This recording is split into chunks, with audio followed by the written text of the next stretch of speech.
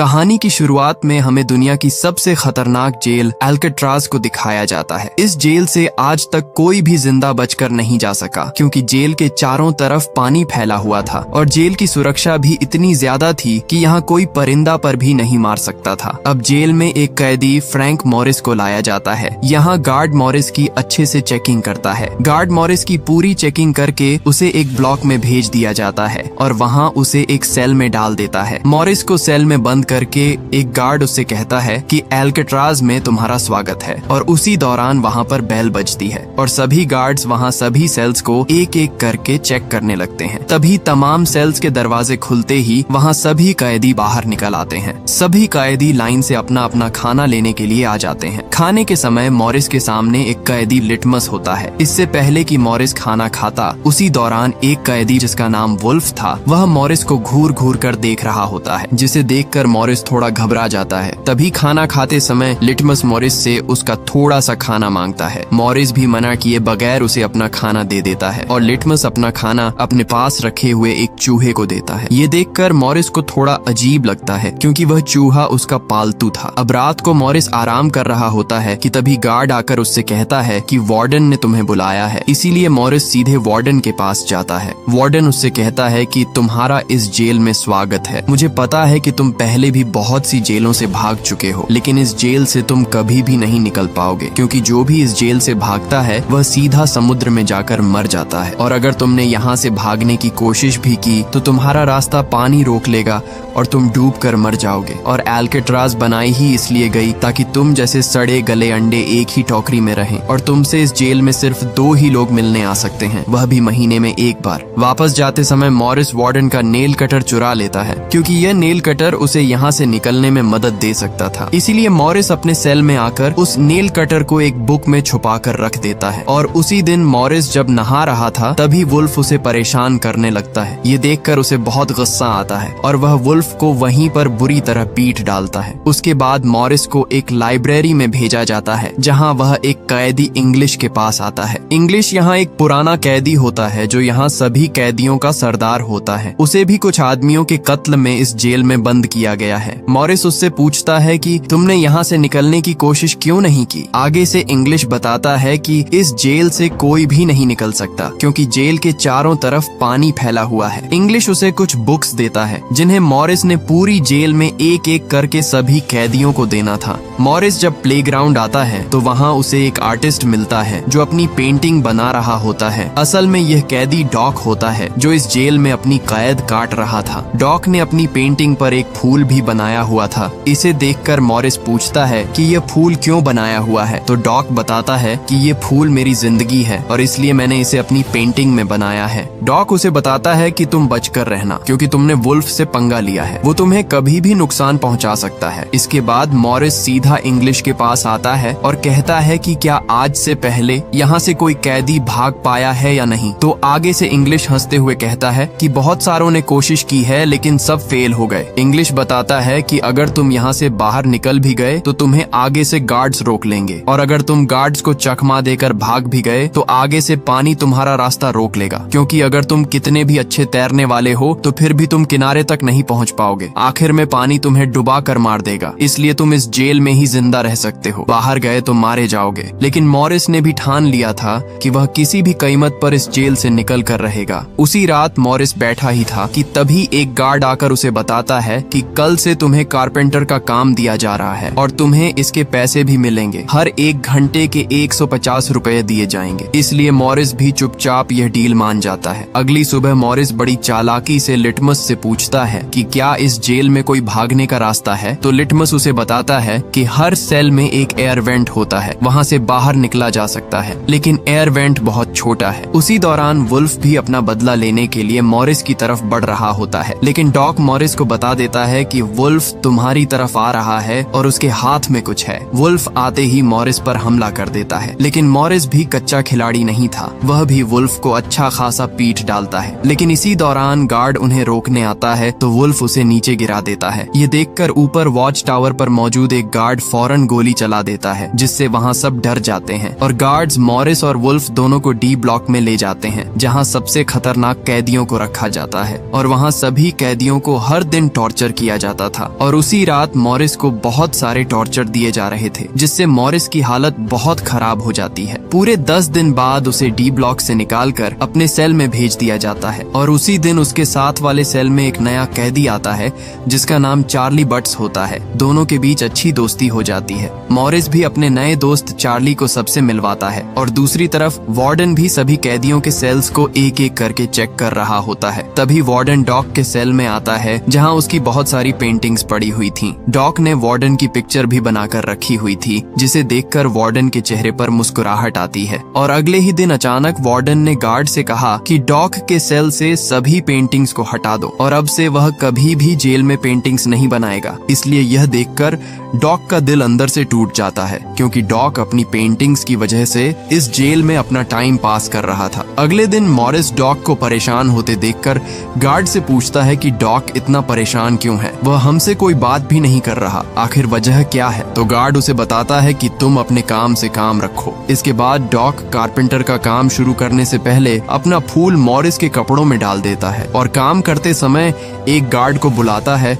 और एक कुल्हाड़ी लाने के लिए कहता है और कुल्हाड़ी लेकर उसी समय वह अपने हाथों की तीनों उंगलियां काट देता है। क्योंकि उसकी पेंटिंग्स उससे छीन ली गई हैं, इसलिए अब उसे अपने हाथों की कोई जरूरत नहीं है। ये देखकर मॉरिस फौरन उसे देखने के लिए आता है, लेकिन गार्ड्स ने उसे डॉक के पास नहीं जाने दिया और गार्ड्स डॉक को वहाँ से ले जाते हैं। तभी मॉरिस के कपड़ों से वही फूल निकलता है जो डॉक ने डाला था। यह देखकर मॉरिस को समझ आ जाती है कि डॉक से उसकी खुशियाँ छीन ली गई हैं। इसीलिए मॉरिस डॉक की उंगलियों को एक डिब्बे में डालकर एक गार्ड को देता है और गुस्से से कहता है, ये अपने वार्डन को दे दो, क्योंकि उसकी ख्वाहिश पूरी हो चुकी है। उसी दिन मॉरिस डॉक के दुख में बैठा होता है कि तभी उसे एक कॉकरोच दिखाई देता है जो एयर वेंट के अंदर जा रहा था। यह देखकर उसे यकीन हो जाता है कि यहाँ से किसी तरह बाहर निकला जा सकता है और यहीं से शुरू होती है असली कहानी। अगले दिन खाने के समय वार्डन मॉरिस को अपने पास बुलाता है और कहता है कि तुम डॉक की तरफ इतना ध्यान क्यों दे रहे हो। आगे से मॉरिस कहता है, सर ऐसा तो कुछ नहीं, ये आपकी गलतफहमी है। खाना खाते समय मॉरिस को दो भाई क्लैरेंस और जॉन मिलते हैं जो इस जेल में नए थे और उन्हें भी इस जेल में 20 साल की सजा काटनी थी और ऐसा वो हरगिज नहीं चाहते थे। मॉरिस की तरह वो दोनों भी बहुत चालाक थे, इसलिए मॉरिस भी उनसे दोस्ती कर लेता है। उसी दिन मॉरिस गार्ड के न होने का फायदा उठाकर वहाँ एयर वेंट को अच्छे से चेक करने लगा, लेकिन उसी समय गार्ड आ रहा था, इसलिए मॉरिस फौरन अपनी जगह पर लेट जाता है। अगले दिन इंग्लिश की बेटी उससे मिलने आई हुई थी। इसे देखकर उसे बहुत दुख होता है, क्योंकि जब उसकी बेटी छोटी थी तब से वह जेल में है और अब उसकी बेटी बड़ी हो चुकी थी। दूसरी तरफ चार्ली भी अपनी बीवी से बात कर रहा था। यहाँ उसकी बीवी बताती है कि तुम्हारी माँ के पास टाइम बहुत कम है, क्योंकि डॉक्टर ने उन्हें जवाब दे दिया है कि उनके पास कुछ ही दिन है। इसीलिए चार्ली के दिल में जोश आ जाता है और वह जेल से भागने का फैसला करता है। रात को चार्ली मॉरिस से कहता है, जब भी भागने का प्लान बने तो मेरी जगह भी खाली रखना। अब खाने के समय मॉरिस सभी साथियों को बताता है कि हमारा सेल ब्लॉक बहुत पुराना हो चुका है। नमी की वजह से दीवारें बहुत कमजोर हो गई हैं, इसलिए आसानी से यहाँ से निकला जा सकता है। मेरे पास एक नेल कटर है, अगर हम थोड़ा थोड़ा करके इसे खोदकर ऊपर पहुँच जाएं तो हमें पता चल जाएगा कि यहाँ से भागने का रास्ता कौन सा है। जॉन आगे से पूछता है, तुम होल को कैसे छिपाओगे? मॉरिस कहता है, मैगजीन के कुछ पेपर से उसे आसानी से छिपाया जा सकता है। मॉरिस कहता है कि हमें कुछ डमी हेड चाहिए होंगे ताकि रात में उन्हें बिस्तर पर रखकर यहाँ से निकल सकें,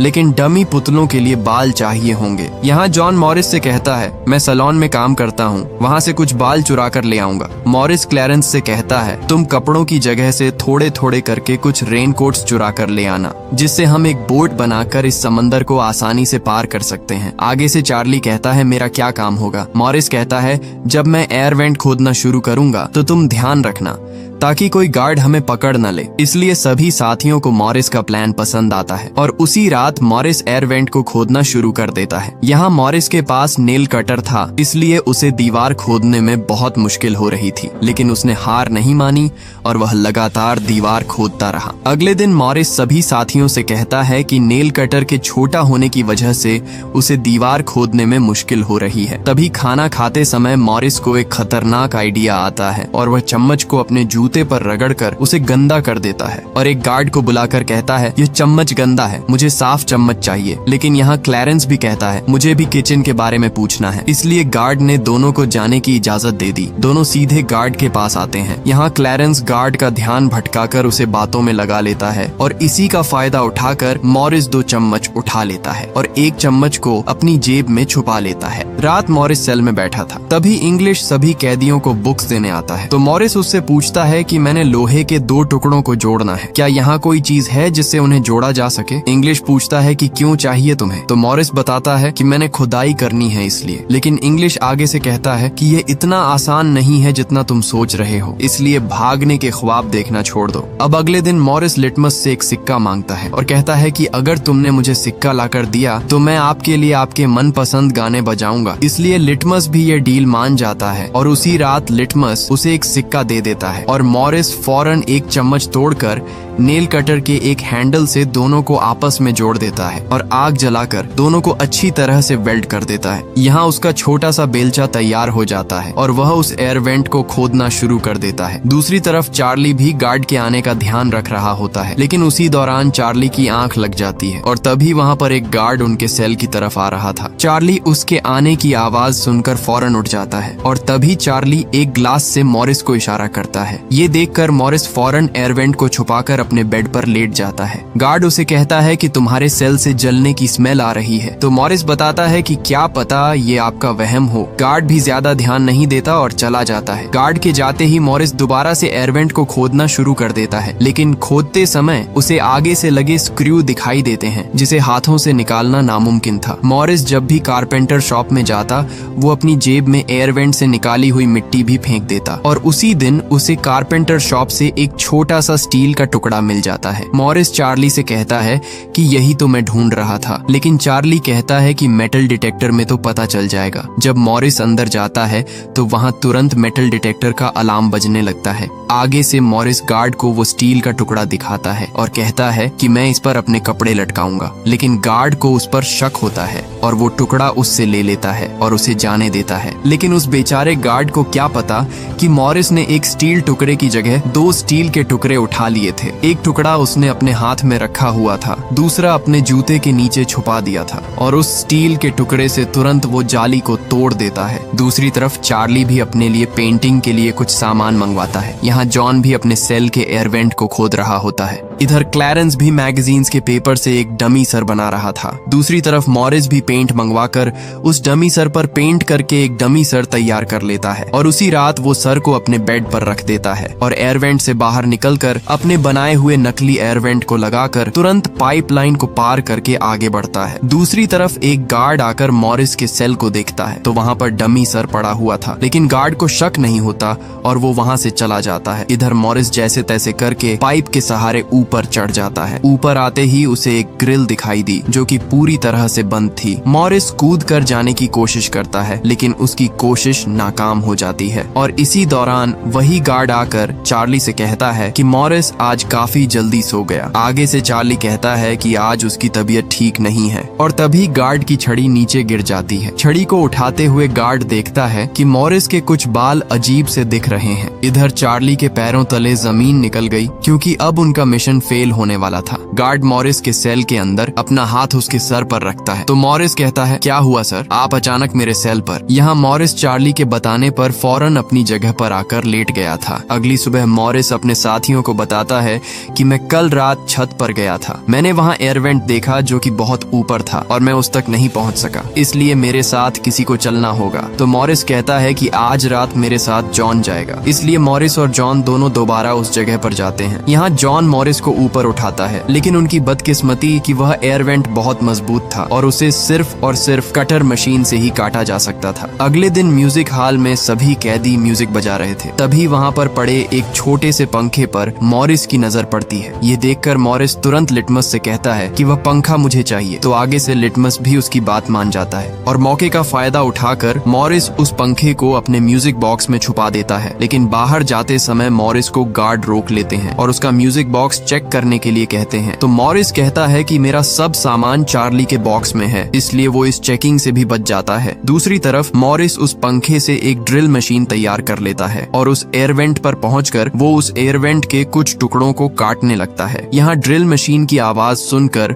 गार्ड्स ऊपर देखने के लिए आता है, लेकिन इससे पहले कि वो वहाँ पहुंच पाता, मॉरिस अपना काम कर देता है। अगले दिन मूवी हॉल में सब मूवी देख रहे होते हैं और मॉरिस सभी साथियों से पूछता है कि सब काम कहाँ तक पहुँचा। तो आगे से वो बताते हैं कि हमारी तैयारी पूरी है, बस भागने की देर है। और यहाँ ये चारों साथी सोमवार की रात को इस जेल का रुतबा मिट्टी में मिलाने वाले थे, क्योंकि अब चारों साथियों ने इस जेल से भागने की पूरी तैयारी कर ली थी। अगले दिन खाने के समय मॉरिस ने डॉग की याद में उसका फूल टेबल पर रखा हुआ था और वहाँ वार्डन उसे देखकर उस फूल को वहीं पर कुचल देता है। ये देखकर लिटमस को बहुत गुस्सा आता है और वह वार्डन पर हमला करता है, लेकिन उसी समय उसे हार्ट अटैक आ जाता है और लिटमस वहीं पर मारा जाता है। ये देखकर मॉरिस और सभी साथियों को उस पर बहुत गुस्सा आता है, लेकिन वार्डन बेचारे को क्या पता कि आज रात ये सब यहाँ से भागने वाले हैं। उसी रात इंग्लिश वहाँ बुक देने के लिए आता है, तो मॉरिस उससे हाथ मिलाकर गुड बाय कहता है। इंग्लिश आगे से समझ जाता है कि मॉरिस आज रात भागने वाला है, इसलिए वह गुड बाय कहकर चला जाता है। लेकिन उसी रात वार्डन अचानक मॉरिस के सेल को चेक करने के लिए आ जाता है। यहाँ मॉरिस के पैरों तले जमीन निकल जाती है, क्योंकि इतने महीनों की मेहनत आज जाया होने वाली थी। और गार्ड मॉरिस के सेल को पूरी तरह से हर एक कोना चेक करता है और तभी वार्डन उसके सूट बॉक्स को हटाता है जहाँ से मॉरिस ने सुरंग बनाई हुई थी। ये देखकर मॉरिस के पसीने छूट जाते हैं, लेकिन मॉरिस ने वहाँ इतनी बारीकी से काम किया हुआ था कि वार्डन को भनक तक नहीं लगी और वार्डन वहाँ से चला जाता है। जाते समय वार्डन गार्ड से कहता है कि आजकल मॉरिस की हरकत मुझे ठीक नहीं लग रही। तो आगे से गार्ड बताता है कि मॉरिस पूरी रात चार्ली से बातें करता रहता है। वार्डन उससे कहता है कि कल ही उन दोनों को अलग कर दो और दोनों के सेल चेंज कर दो। अगले दिन खाने के समय वुल्फ मॉरिस को धमकी देता है कि मैं तुम्हारे लिए एक गिफ्ट लाया हूँ और आज रात तुम्हें नहीं छोड़ूंगा। इसलिए मॉरिस जॉन से कहता है कि अपना सब सामान तैयार कर लो, आज रात निकलना होगा हमें। और उसी दिन वुल्फ चाकू से मॉरिस पर हमला करने वाला होता है कि तभी इंग्लिश वहाँ पर उसे पकड़ लेता है, क्योंकि इंग्लिश भी मॉरिस के साथ ही था। यहाँ इंग्लिश यह नहीं चाहता था कि जाने से पहले मॉरिस को कुछ हो। अब रात में मॉरिस, क्लैरेंस और जॉन तीनों ऊपर छत पर जा रहे थे, लेकिन यहाँ चार्ली को अपने सेल में घबराहट होने लगती है और वह समय पर वहाँ से नहीं निकल सका। दूसरी तरफ उसके तीनों साथी ऊपर एयरवेंट पर पहुँच जाते हैं और काफी देर तक चार्ली का इंतजार करते रहे, इसलिए उन्हें लगा कि चार्ली ने अपना फैसला बदल लिया है, इसलिए वह चार्ली को छोड़कर वहाँ से ऊपर निकल जाते हैं। दूसरी तरफ गार्ड को भी शक नहीं होता, क्योंकि मॉरिस ने वहाँ पर अपने बनाए हुए डमी सर रख दिए थे। लेकिन चार्ली अपने डर की वजह से अपने सेल में ही था। उसकी आंखों से आंसू बहते रहे, क्योंकि उसकी आजादी उससे दूर हो रही थी। इधर जैसे तैसे करके वो तीनों बिल्डिंग के टॉप पर पहुँच जाते हैं और एक पाइपलाइन से बिल्डिंग को पार कर लेते हैं। दूसरी तरफ चार्ली का दिल जोश से भर उठता है और वो भी अपने सेल से बाहर निकलने लगता है। जैसे तैसे करके वो भी ऊपर एयरवेंट तक पहुंच जाता है, लेकिन वो एयरवेंट बहुत ऊपर थी, इसलिए वो अकेला ऊपर चढ़ नहीं सकता था और यहाँ चार्ली एक बार फिर अपनी हिम्मत हार जाता है। दूसरी तरफ किसी तरह तीनों गार्ड से बचाते हुए एक एक करके ग्रिल की दीवार को तीनों पार कर लेते हैं और खुशी से तीनों समुद्र के किनारे पहुंच जाते हैं और जल्दी से अपने अपने रेन कोट्स में हवा भरने लगते हैं और किसी तरह पूरी हवा भरकर वो रेन कोट्स को पानी में डालकर वहाँ से भागने में कामयाब हो जाते हैं। अगली सुबह गार्ड सभी सेल्स को एक एक करके चेक कर रहा होता है। तभी गार्ड को चार्ली एक दीवार की तरह खड़ा हुआ दिखाई देता है, क्योंकि चार्ली का दिल पूरी तरह टूट चुका था। उसके तीनों साथी उसके सामने से भाग गए, लेकिन वो अपने डर की वजह से वहीं का वहीं बैठा रहा।